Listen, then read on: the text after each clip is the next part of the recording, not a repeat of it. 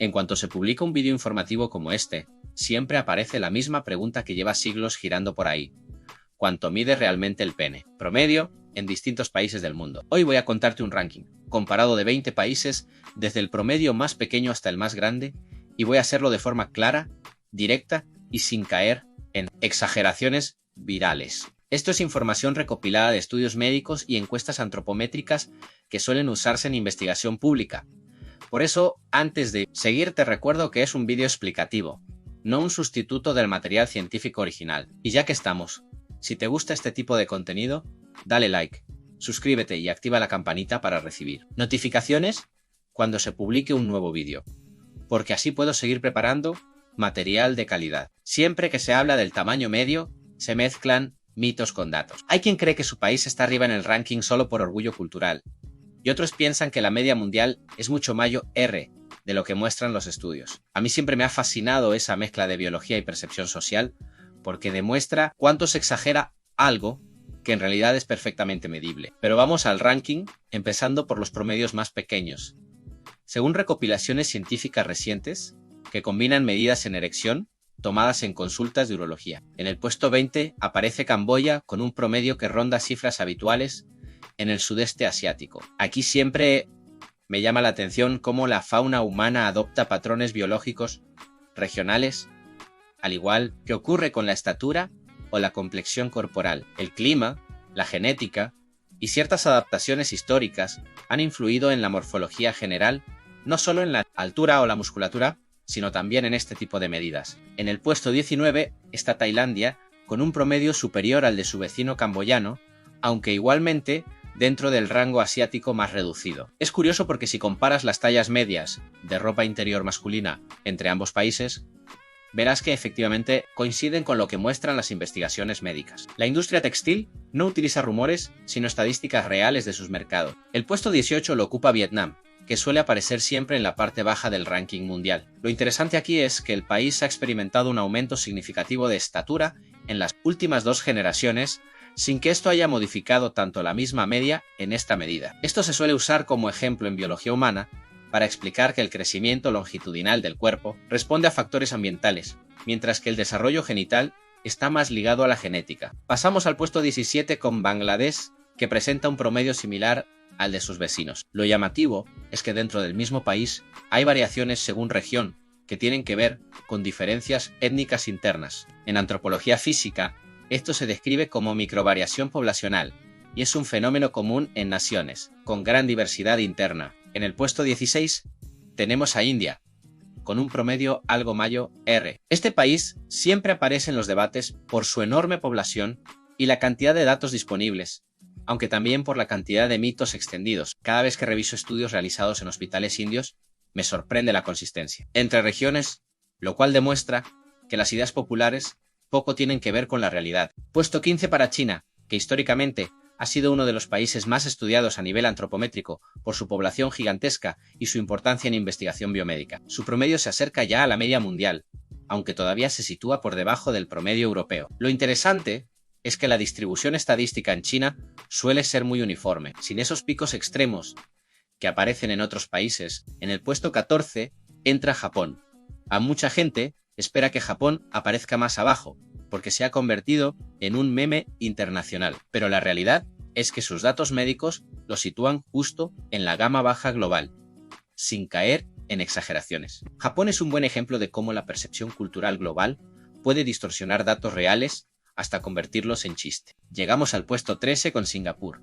Un caso curioso porque a pesar de tener una población multiétnica, el promedio sigue alineado con la zona geográfica. Esto suele usarse para explicar que la variación en este tipo de medidas entre grupos humanos no depende de la riqueza, del país, ni del desarrollo tecnológico, sino de la composición genética de la población. Puesto 12 para Reino Unido, donde ya nos movemos en la franja media. Es probablemente uno de los países occidentales con más estudios revisados porque la urología británica publica datos con mucha precisión. Lo que me gusta del caso británico es que muestra una distribución típica europea sin los extremos que uno podría imaginar. Si solo se dejara guiar por estereotipos, en el puesto 11 se encuentra Canadá con un promedio ligeramente superior al británico. Canadá es perfecto para comparar poblaciones, porque combina ascendencias europeas, asiáticas y amerindias, y aún así el promedio se mantiene sorprendentemente estable. Esto da pistas sobre cómo la mezcla genética no genera variaciones drásticas en estas medidas. Entramos ya en el top 10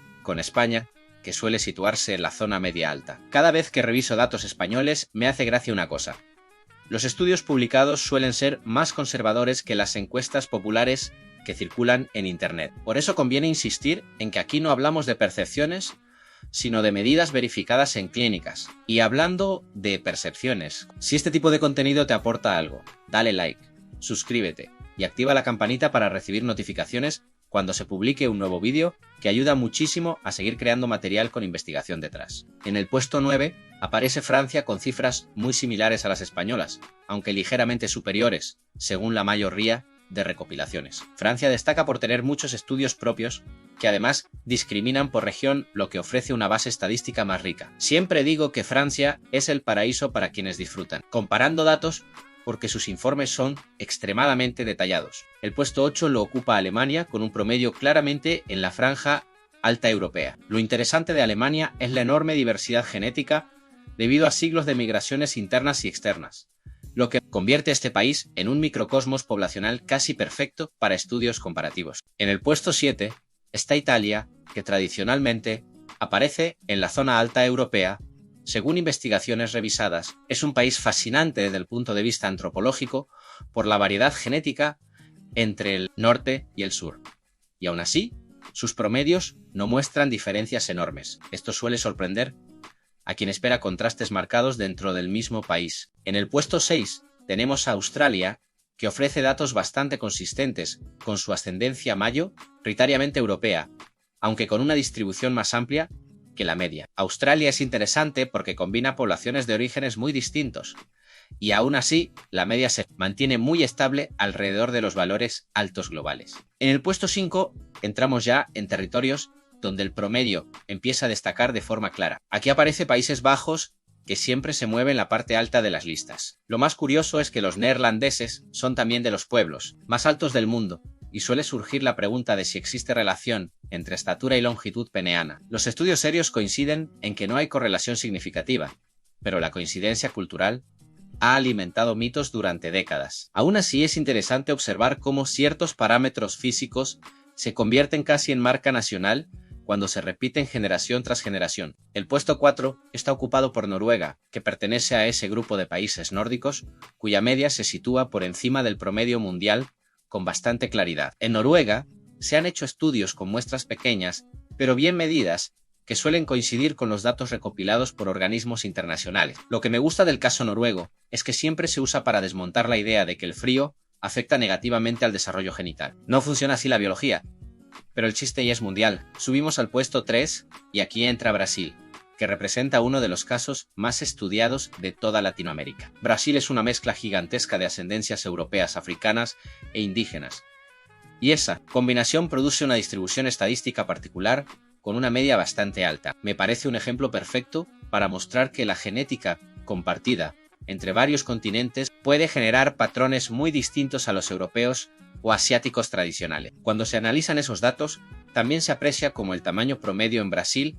ha sido utilizado culturalmente como parte de la identidad nacional en ciertos contextos sociales. En el puesto 2 aparece Colombia, uno de los países latinoamericanos que consistentemente figura entre los promedios más altos cuando se revisan estudios regionales. Aquí lo fascinante es que internamente hay variaciones de una región a otra debido a la enorme diversidad étnica del país. Aún así, la media sigue situándose por encima de muchos países europeos, lo que convierte a Colombia en un ejemplo excelente. Para entender cómo la diversidad interna no siempre reduce el promedio, sino que lo estabiliza en una franja alta. Cada vez que comparo datos colombianos con estudios africanos, me doy cuenta de que la distribución presenta puntos en común muy llamativos. Y llegamos al puesto 1, donde se encuentra República Democrática del Congo, el país que habitualmente encabeza los rankings de promedios más grandes en estudios internacionales. Este caso siempre genera debate, porque se ha convertido en referencia cultural incluso fuera de África. Sin embargo,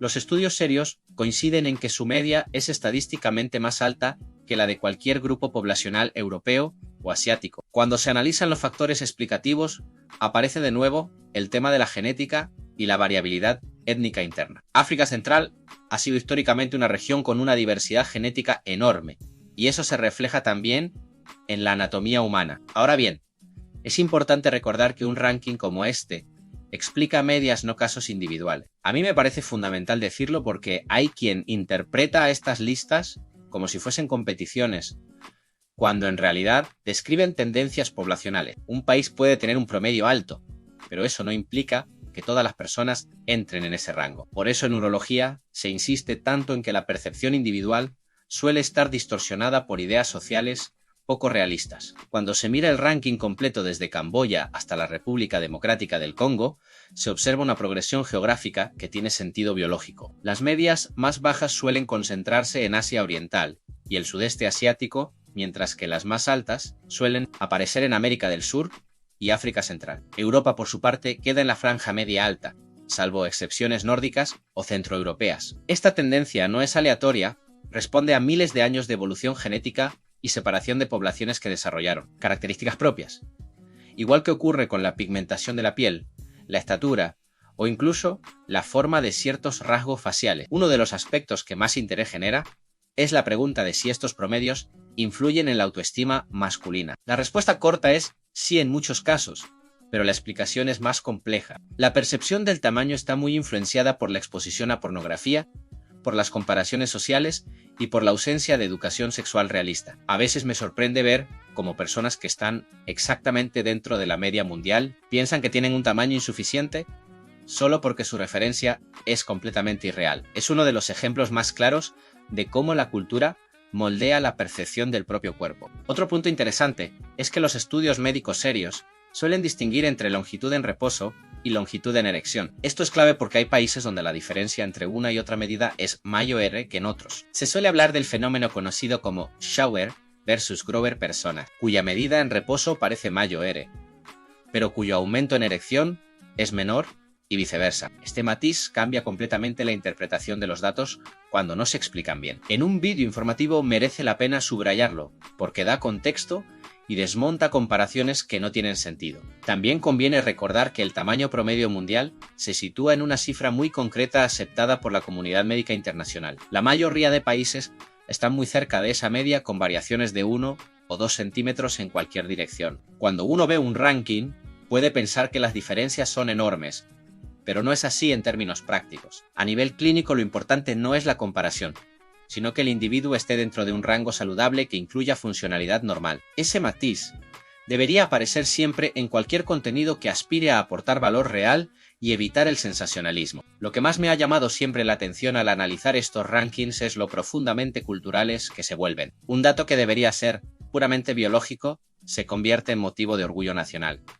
En algunos sitios en chiste, en otros, y en tabú, en muchos más. Esa transformación de un número en un símbolo social me parece una de las pruebas más claras de cómo interpretamos el cuerpo a través de la cultura y no solo de la ciencia. Cuando se publica un ranking nuevo, siempre aparece gente celebrando o lamentando la posición de su país como si hubieran ganado o perdido un campeonato internacional, y ahí es donde se nota la carga simbólica. Además, los datos no son estáticos. Con el tiempo, los estudios se vuelven más precisos, las muestras aumentan y las medias pueden ajustarse ligeramente. Esto no significa que los países cambien físicamente, sino que medimos mejor que antes. En este sentido me gusta comparar estos rankings con los de estatura global. Hace unas décadas había muchos más huecos, y hoy tenemos una visión mucho más completa del mapa antropométrico mundial. La anatomía humana es mucho más estable de lo que parecen indicar los titulares virales. Algo que también da muchísimo juego en vídeos informativos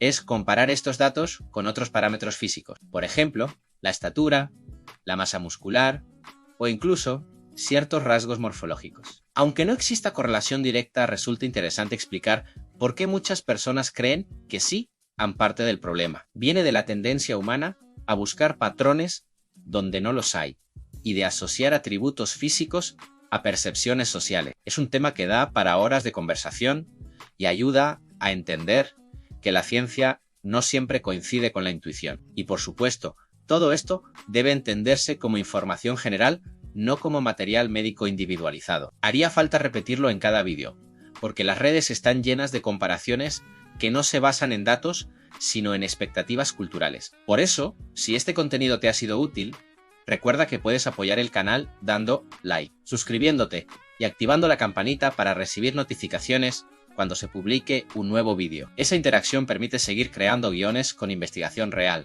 y no simples recopilaciones automáticas. En definitiva, un ranking como este sirve para entender mejor cómo varía la biología humana entre regiones y cómo esas diferencias se han convertido en parte del imaginario mundial. También para recordar que la variación individual es enorme y que la media de un país no define a sus habitantes. Lo que sí define un buen contenido es el trabajo detrás.